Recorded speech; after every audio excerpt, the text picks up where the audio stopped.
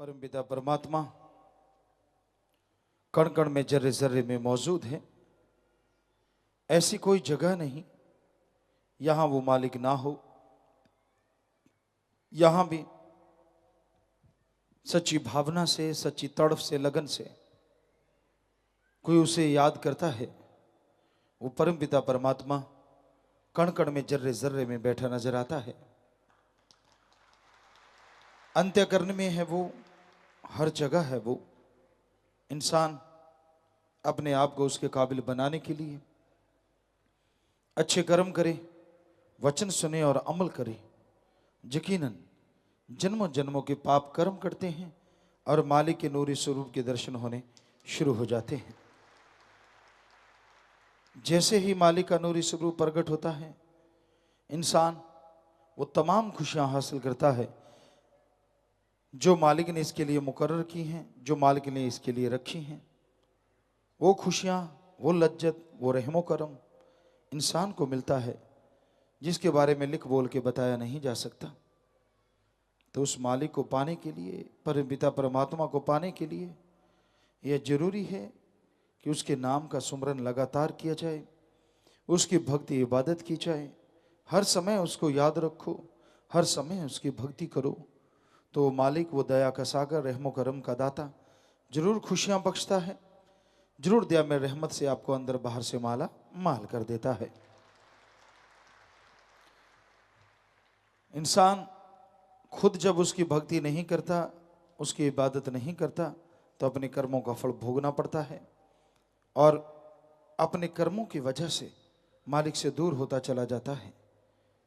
दोष किसी को ना दो, अपने कर्मों की तरफ निगाह मारो। जैसे आप कर्म करते हैं वैसा फल भोगना होता है। इसलिए बुरे कर्म ना करो, नेक भले कर्म करते हुए, सुमरन करते हुए आगे बढ़ो, ताकि मालिक की दया में रहमत बरसे और उसकी तमाम खुशियां आप हासिल कर सकें। तो वचन मानना, सुमरन करना, सेवा करना, ये एक भक्तजन का काम है। इस पे जरूर चलना चाहिए, दृढ़ता से, अणख के साथ, गैरत के साथ। परमपिता परमात्मा इंसान के हर तरह के गम, दुख, दर्द, चिंता, परेशानी को मिटा देता है, पर इंसान उसके वचनों पे चलना शुरू कर दे, वचन मान के अमल करना शुरू कर दे, तो यकीनन मालिक कोई कमी नहीं छोड़ता। जब इंसान मनमते चलता है, मन की बातों में आ जाता है और बुरे कर्म करता है, गलतियां करता है, तो कदम कदम पे उसे दुख, दर्द, परेशानियों का सामना करना पड़ता है। वचन मानो, वचनों पे चलो। कलयुग में वचनों की भक्ति है। वचन किसके होते हैं? संत पीर फकीर जो बात कहते हैं वो संतों के वचन नहीं होते, बल्कि वो अल्लाह वाहिगुरु राम की चर्चा होती है, उसके बारे में वचन होते हैं और वही वचन करवाते हैं। वो बताते हैं कि ईश्वर परमपिता परमात्मा की भक्ति इबादत करो, कभी किसी से ठगी, बेईमानी, भ्रष्टाचार ना करो, सेवा सुमरण करते हुए आगे बढ़ो। यकीनन जन्मों जन्मों के पाप कर्म कटेंगे, आपका अंत्यकरण साफ होगा और मालिक के नूरी स्वरूप के दर्शनों के आप लायक बनते जाएंगे। जैसे जैसे इंसान मनमते चलता जाता है, वैसे वैसे अपनी बेड़ी में बट्टे डालता जाता है और मालिक से दूर होता जाता है। सो मालिक की तमाम खुशियों के हकदार बन सकते हो, उसकी दया में रहमत को हासिल कर सकते हो, अगर वचनों पे रहते हुए उस पे अमल करो, सुमरन करो, सेवा करो, तो यकीनन उसकी कृपा होगी, यकीनन उसकी दया में रहमत से आप लबरेज होंगे। अपनी खुदी को खुदा के रास्ते में कभी आने ना दो, अपने अहंकार को कभी जगाओ ना। मैं बहुत जानकर, मैं ये जानता, मैं वो जानता, मैं बुरी बला है, सको तो निकसो भाग, कहे कबीर कब लगी रहे रुई लपेटी आग। मैं अहंकार, खुदी, जब तक इंसान छोड़ता नहीं, मालिक की खुशियों का अधिकारी नहीं बनता। तो अपने अंदर के अहंकार को मिटाओ सुमरन के द्वारा, भक्ति इबादत के द्वारा। जैसे आग का अंगार रुई में लपेट के मुट्ठी में ले लो, कितनी देर रहेगा, आखिर आपकी चमड़ी को जला देगा। उसी तरह मैं, खुदी, अहंकार इंसान के लिए घातक है। अगर इंसान खुद ही में डूबा रहता है और अल्लाह वाहिगुरु राम को कुछ भी नहीं समझता, तो एक दिन उसे अपनी परेशानियों से, अपने कर्मों से दो चार होना पड़ता है और वो दुखी होता है, परेशान होता है, मैं उसे ख़त्म कर देती है, बर्बाद कर देती है। इसलिए सुमरन करते हुए, भक्ति इबादत करते हुए आगे बढ़िए, ताकि खुद ही मिट जाए, खुदा मिल जाए। तो यकीनन ये संभव है अगर आप सेवा करें, अगर आप सुमरन करें, अगर वचनों पे अमल करें।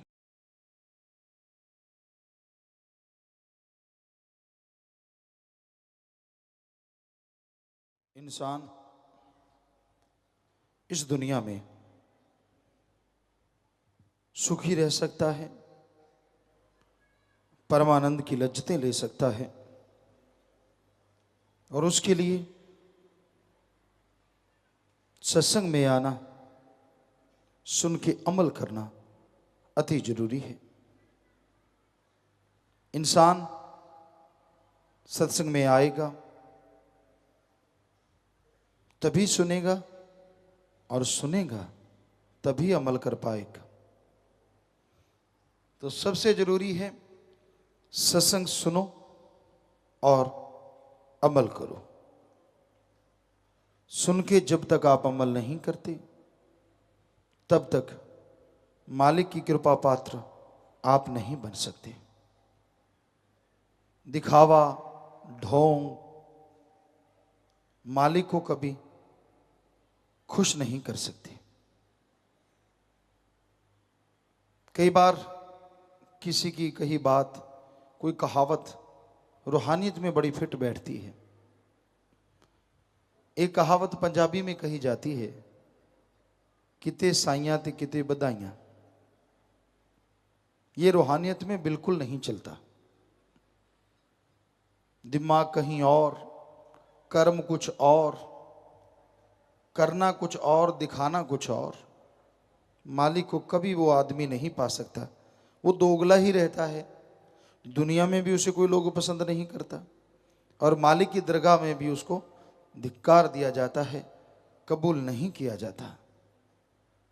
इसलिए एक के बनो, और एक वो जो हमेशा ही एक है, दो कभी नहीं हुआ और ना कभी दो होगा, और वो है ओम हरि अल्लाह वाहिगुरु गौड़ खुदा राम सदगुरु। वो एक था, एक है, एक रहेगा। करोड़ों नाम है उसके, अरबों नाम है उसके। तो उसका बनना पड़ेगा, औरों का ध्यान छोड़ना होगा। ये नहीं कि पार्ट टाइम जॉब, जब जरूरत नहीं तो मालिक नहीं, और जरूरत है तो गुरु गुरु। ये नहीं चलता। रूहानियत में एक रस होना पड़ता है, एक जैसे रहना पड़ता है। मालिक के लिए तड़पते हो तो मालिक के लिए ही तड़पो। यारी दोस्तियां या दुनियावी इश्क से बचना होगा, और अगर दुनियावी इश्क करते हो तो मालिक से दूर चले जाते हो। हमारा कहने का मतलब ये नहीं है कि आप किसी से प्यार ना करो। प्यार करो, बेगर्ज निस्वार्थ प्यार करो। जिस रिश्ते के लिए आप जुड़े हैं, पति पत्नी का रिश्ता, माँ बेटे का रिश्ता, माँ बाप का रिश्ता, बहन भाई का रिश्ता, जैसा भी कोई रिश्ता है, उसके लिए जो भी आपका फर्ज है, जो भी कर्तव्य है, उस प्यार का निर्वाह करो। अति नहीं होनी चाहिए।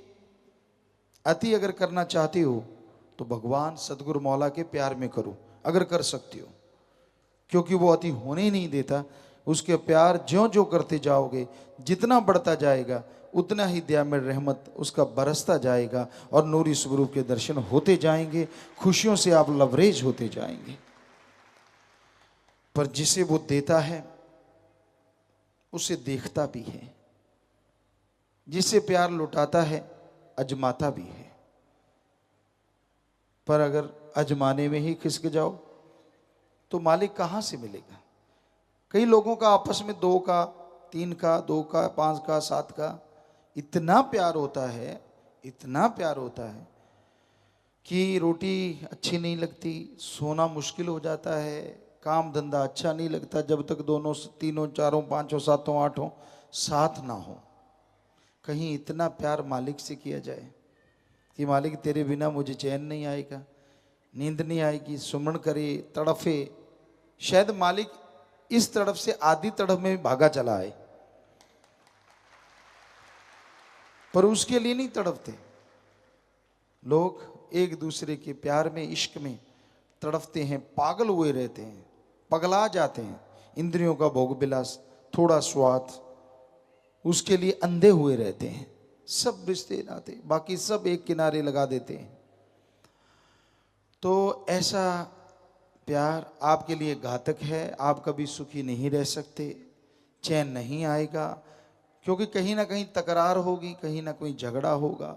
हमेशा तो विचार मिले नहीं रह सकते, और जैसे झगड़ा तकरार होगा तो फिर एक दूसरे की सारी कमियां गाओगे, और जब कमियां गा दी तो एक दूसरे के अंदर जख्म हो जाएंगे, आपस में जुड़ोगे नहीं, क्या फायदा। उस अल्लाह, राम, मालिक, वाहिगुरु, गॉड, खुदा, रब से सच्चा प्यार जोड़ो। वो इस जहान में भी, अगले जहान में भी, दोनों जहान में आपका साथ नहीं छोड़ेगा, हमेशा हाथ पकड़ के रखेगा। धन सतगुरु तेरा ही आशा। सभी साध संगत जी से निवेदन है कि मेरा चैनल जरूर सब्सक्राइब करें जी। धन धन सतगुरु तेरा ही आसरा।